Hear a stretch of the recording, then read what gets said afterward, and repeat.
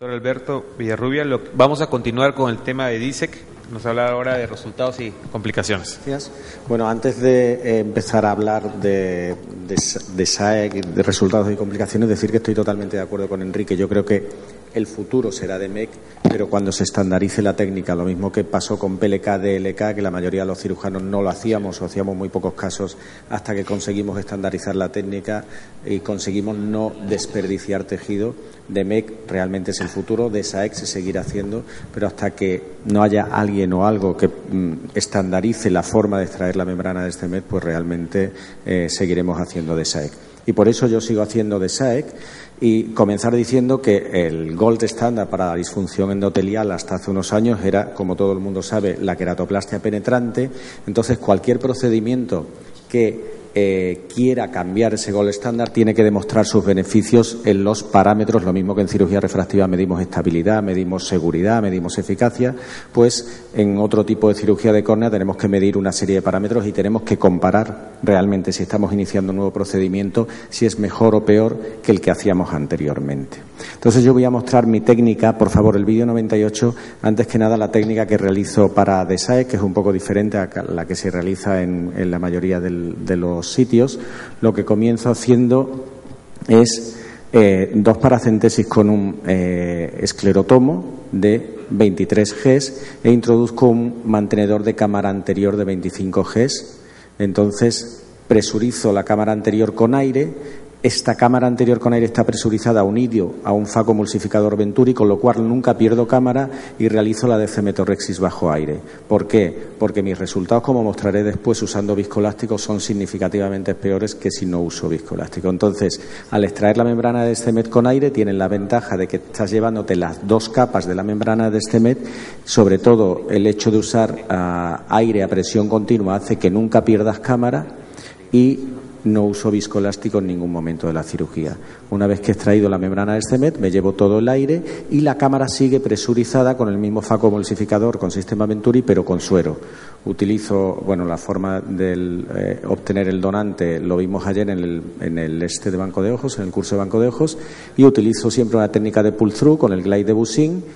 Esta pinza es una pinza, diseñada por mí, pero hay muchas pinzas en el mercado.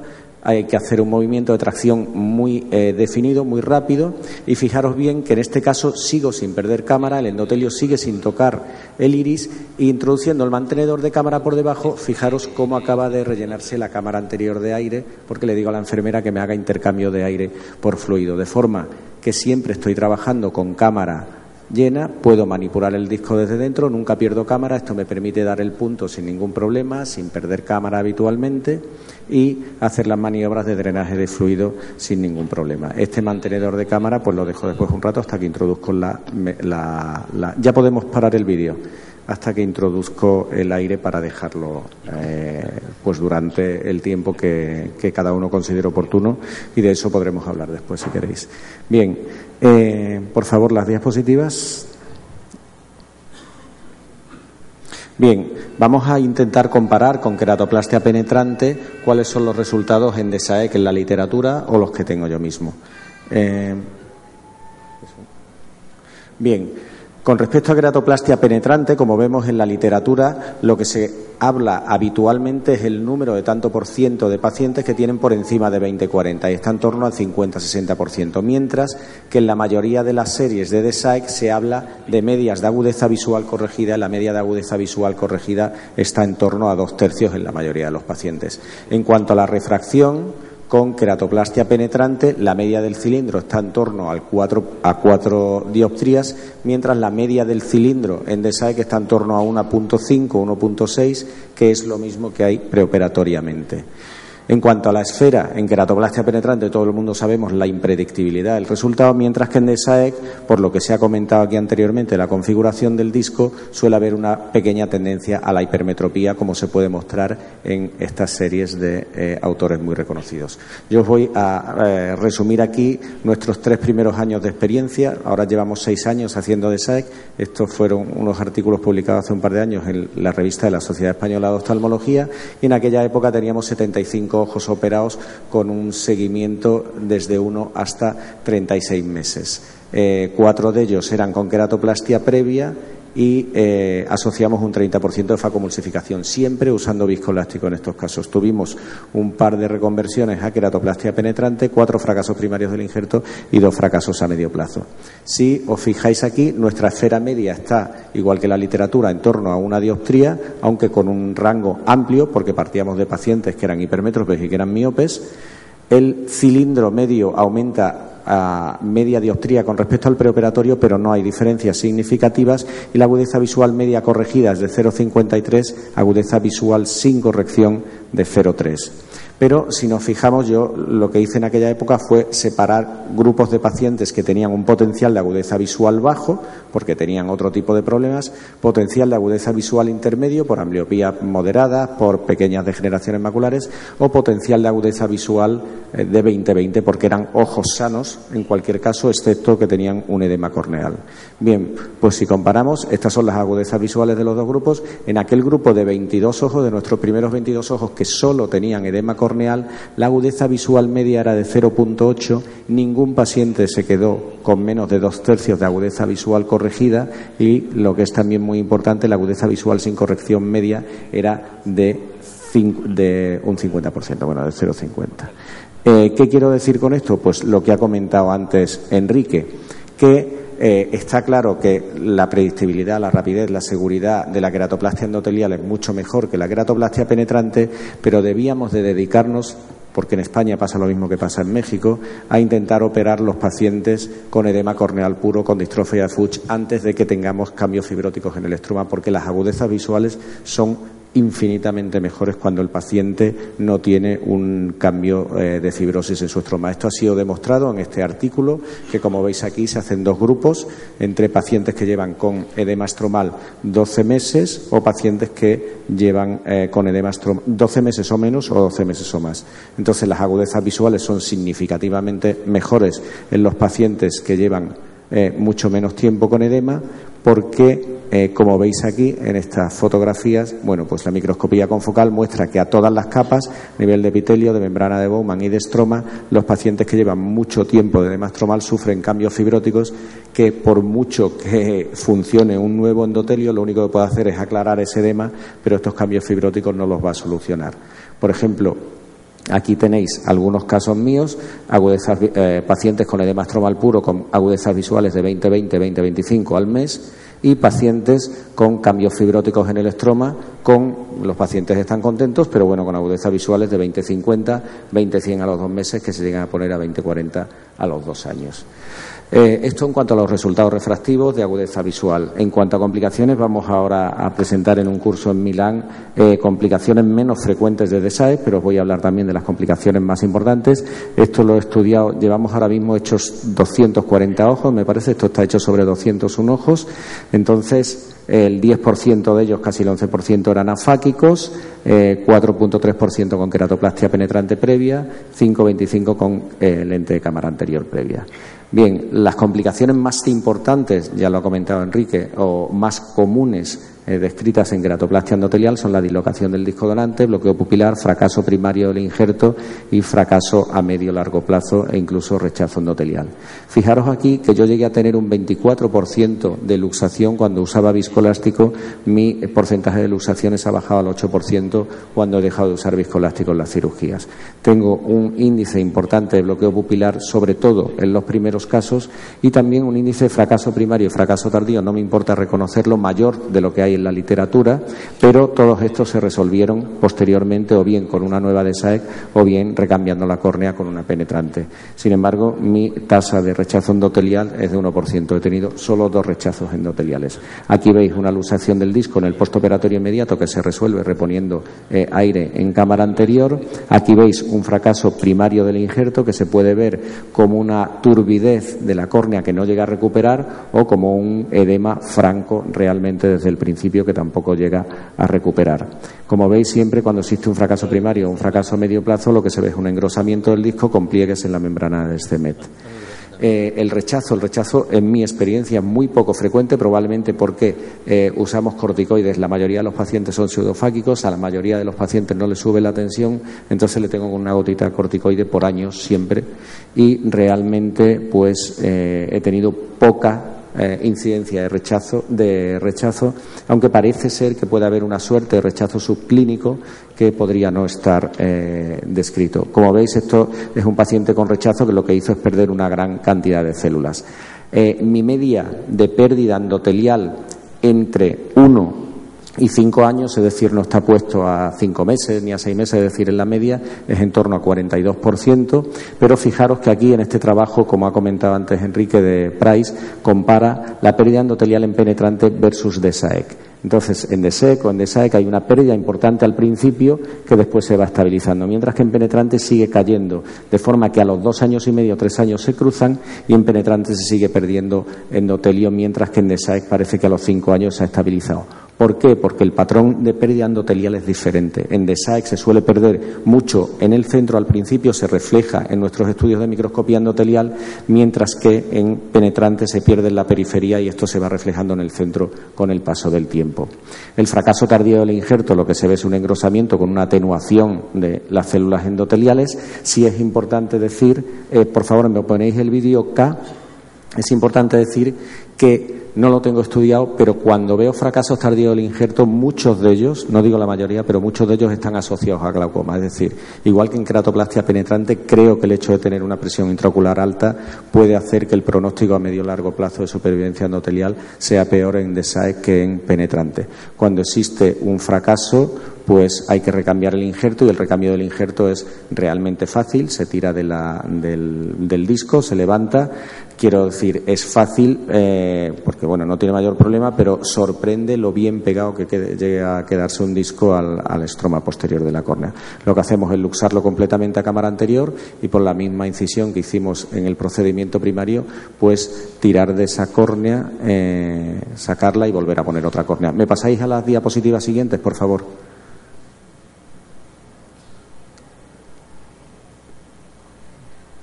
Las diapositivas, por favor. Bien, otras complicaciones menos frecuentes que os voy a poner, bueno, pues ya lo ha puesto aquí César antes, mira el caso de descendramiento que se ven a veces, aunque estos casos a veces no son significativos para las agudezas visuales.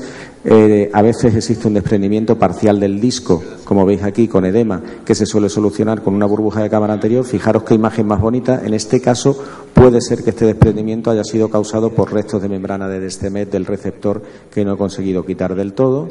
Alguna epitelización de la entrecara, que en este caso, pues afortunadamente es un paciente que se operó para quitar el dolor, no con motivo visual. Entonces, bueno, pues el paciente de momento está bien a pesar de tener este epitelio en la entrecara. He tenido, mis 2 peores casos son los que os voy a mostrar. Un caso de Urrestra valía, que tuvo que terminar con anillos en el saco capsular, con una válvula, y al final ha terminado con una queratoplastia penetrante. Ojo con el aire en el postoperatorio inmediato.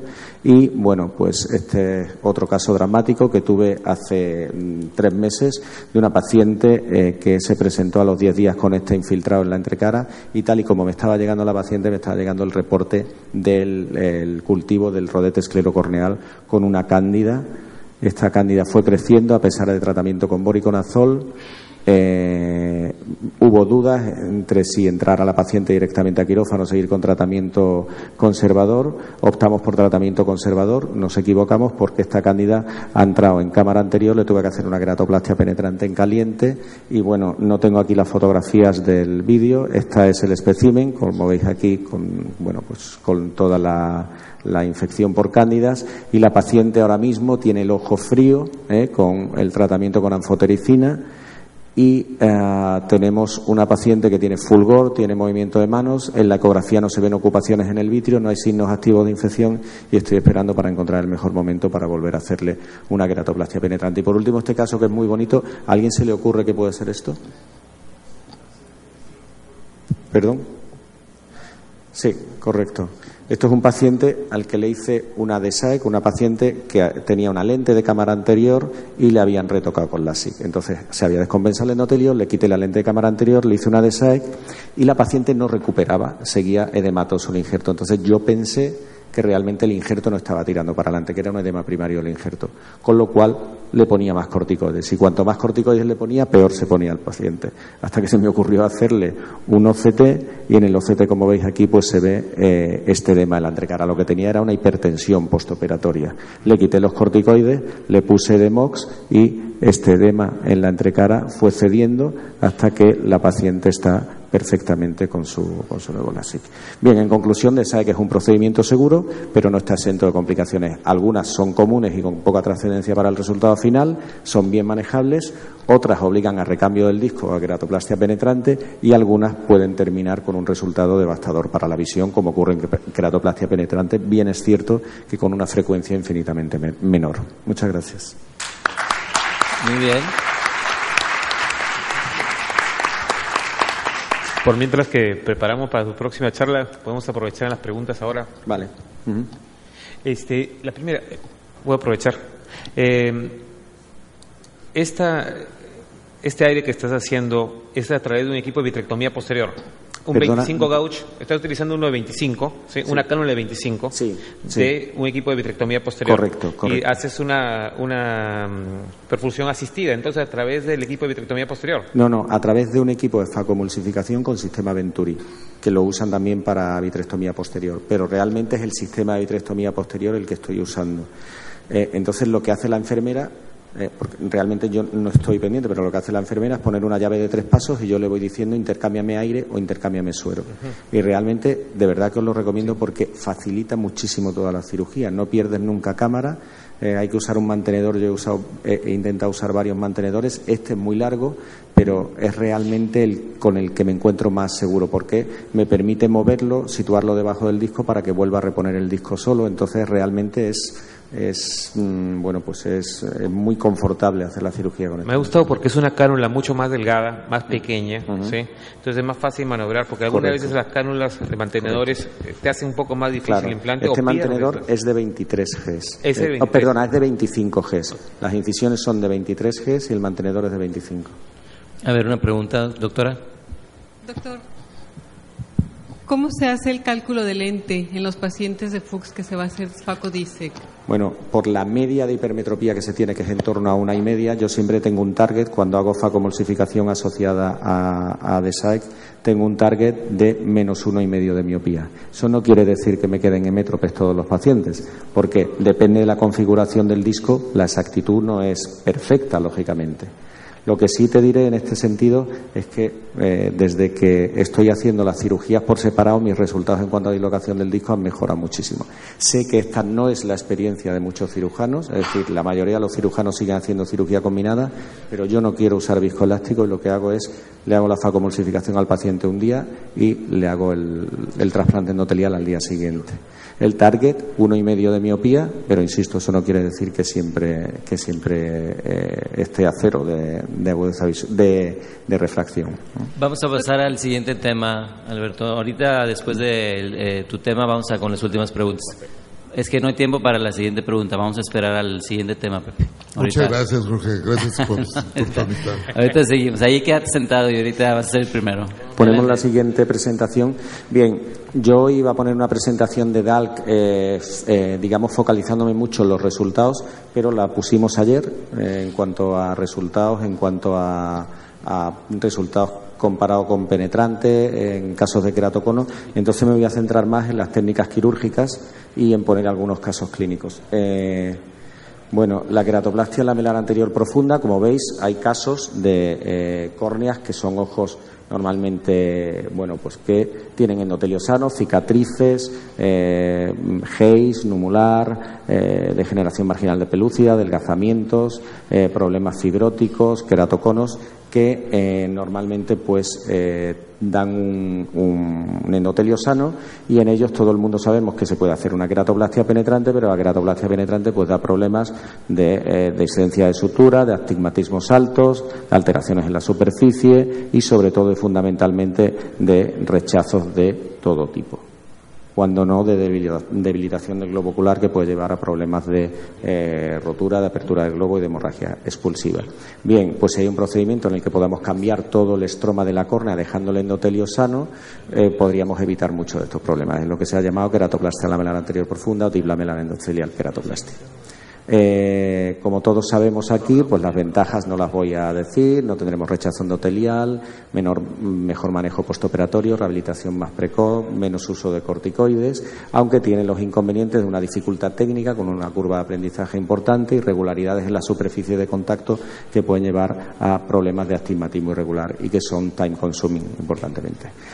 Se han descrito multitud de técnicas, pero básicamente hay una técnica manual, técnica de Melles o cualquier otra técnica que se pueda usar manualmente para llevar a los planos profundos, y la técnica con aire. La técnica más extendida es la técnica de Ambar, de Big Bubble, y la técnica que yo he usado durante muchos años, aunque ahora estoy reconvirtiéndome a la Big Bubble, es la técnica de Melles, que os pondré aquí. Lo que se usa es una burbuja de aire en la cámara anterior para con una serie de signos que él describió, que los tengo aquí. Se pone el cuchillete en la cara anterior de la córnea y se ven dos reflejos, uno justo en la cara posterior o pegado al mismo cuchillete, y otro en la parte anterior de la burbuja.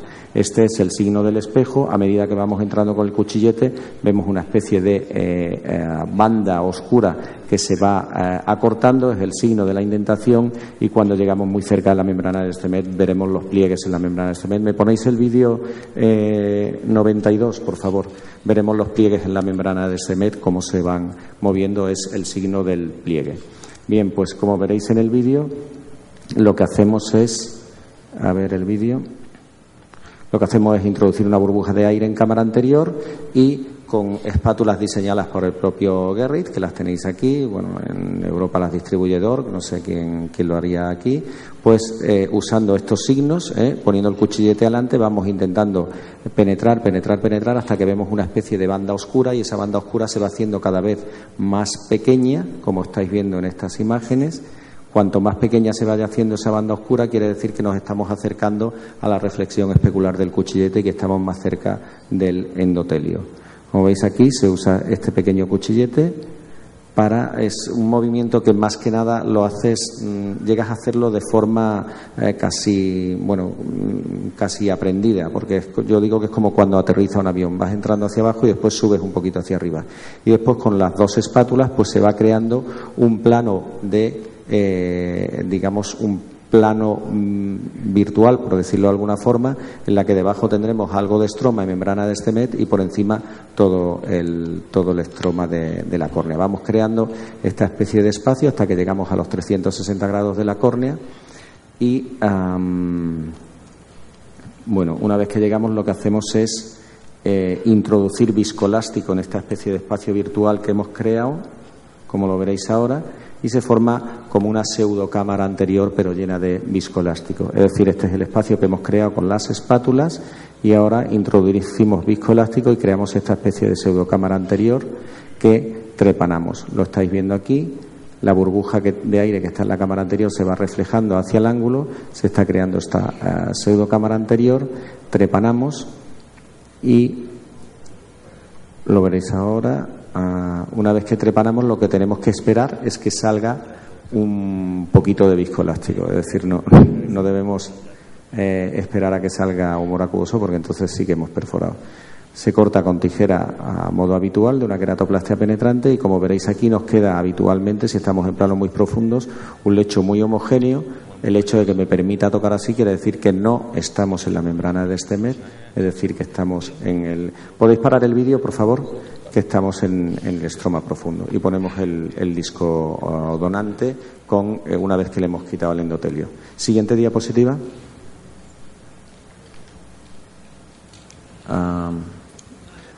Pues en cuanto a resultados y supervivencia al injerto, ya lo hablamos ayer, he preferido no repetirme. Y bueno, os voy a poner unos casos clínicos. Había un vídeo sobre la técnica de Ambar, sobre la técnica Bisbal, pero creo que vamos mal de tiempo y lo voy a obviar porque es una técnica que todo el mundo conoce. Si queréis después hablamos de ella. Entonces simplemente poneros algunos casos clínicos. Fijaros, este varón de 43 años, todo el mundo sabe estas queratitis estromales vascularizadas, el pronóstico que tienen después de una queratoplastia penetrante. Este paciente lleva 10 años operado y tiene 20/20 de visión con una refracción muy corta. Otro paciente son todos queratitis herpéticas vascularizadas, en las que fijaros a 9 años con un astigmatismo alto, con una microperforación sellada, pero este paciente pues tiene una agudeza visual excelente. Otra paciente con una ambliopía profunda, vascularizada y, como veis aquí, bueno, pues prácticamente sin interfase, 8 años, 0,6 de visión. Si bien es verdad que me ha hecho una recidiva estromal con vascularización en la entrecara, con depósitos lipídicos, que lo estoy manejando con antivíricos y corticoides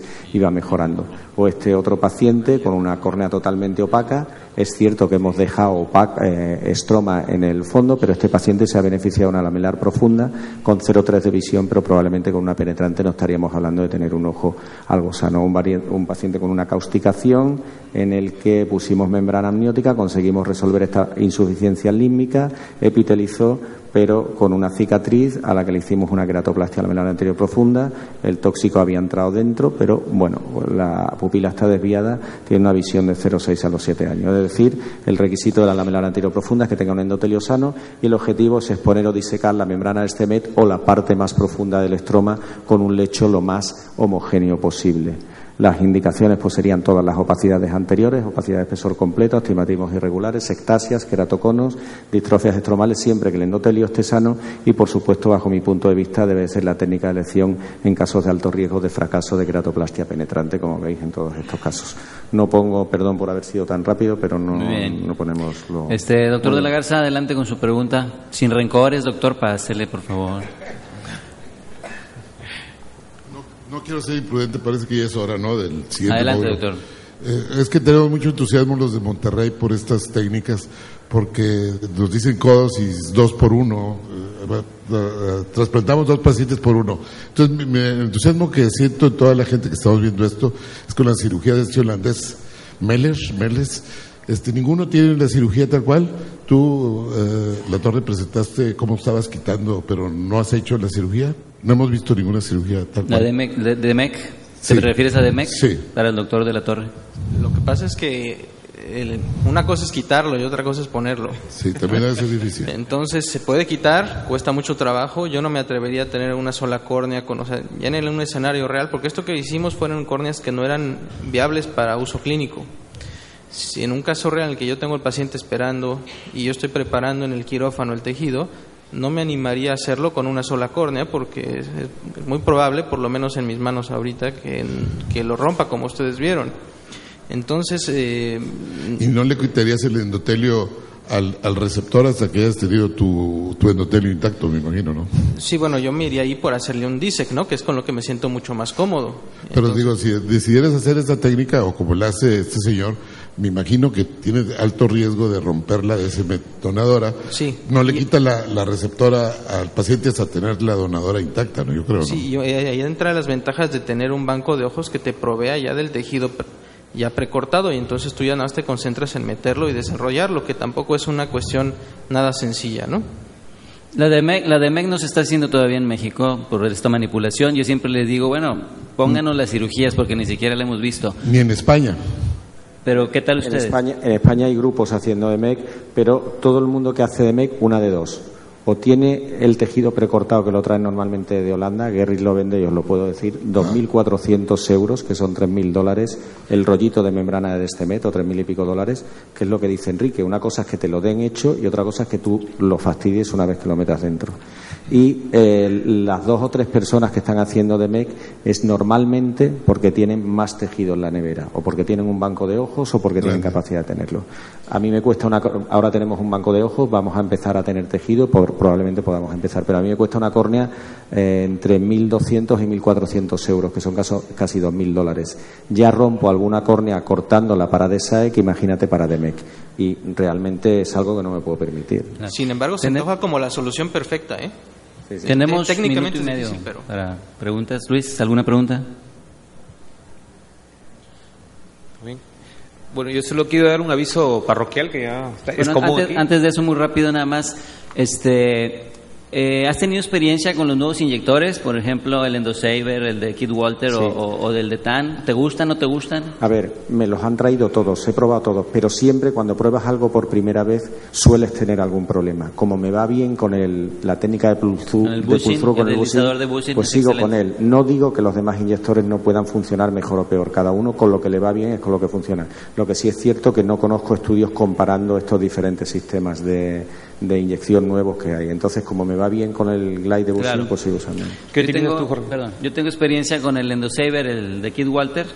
Las ventajas que tenemos obviamente es que no pasa a través de la incisión, claro, y que puede ser por una sola incisión ya que trae un irrigador interno. Trae irrigador, Es bueno. A mí me gusta mucho también el de bushing. mí- Cuando no tengo el de Kid Walter porque lo tengo que comprar, uso el de bushing, Ya. excelente. Este tipo de El Endosaver. inyectores que tú dices, bajo mi punto de vista, tienen un problema que se abren demasiado en cámara anterior el disco y en cámaras anteriores muy pequeños, muy, digamos...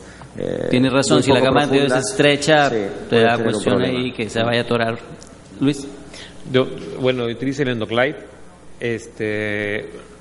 Utilizo también el Bushing, pero no llegué a tener, no me gustó demasiado. Quizás tuve que hacer una curva mayor de aprendizaje. Sí, y utilizo ahora el Endoglide porque entra dentro de cámara anterior y, o sea, Y me tiras trata de también, formar una sola sí. cámara. Pero lo voy a intentar ahora con lo que tú estás haciendo con la perfusión de aire. Me la gusta. perfusión de aire, pero cuando vayas a poner el disco tienes que perfundir Sí, con suero, no capaz. con aire. Pero sí, realmente te simplifica mucho todo. Yo quisiera terminar algo ya, estamos sobre tiempo nada más. Por último, o sea, estamos haciendo poca DSAK porque no nos estamos entrenando.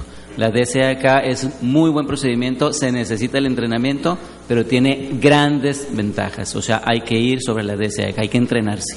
Y sobre todo de SAEC tiene, aunque necesites entrenamiento, pero casi siempre tiene la posibilidad de reconvertir a penetrante. Así es, seguro.